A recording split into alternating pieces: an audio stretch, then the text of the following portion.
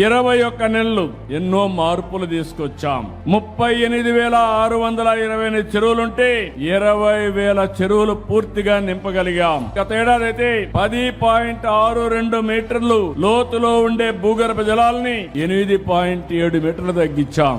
అంటే 1.92 మీటర్లు జలాశయాలు పెరిగాయి. భూమిలో నీరు పెరిగే పరిస్థితికి వచ్చింది.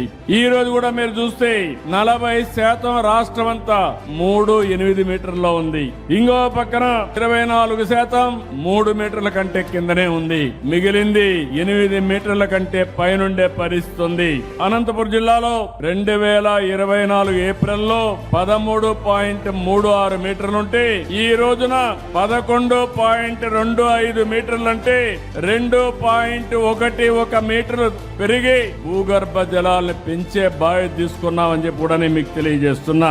అన్నమయ్యలో ఒక ప్రయోగం చూస్తే జల సిరి కింద ఒకే సంవత్సరం 8 మీటర్లు భూగర్భ జలాలు పెంచగలిగారు. ఒక ప్రజా ఉద్యమంగా చేయగలిగారు.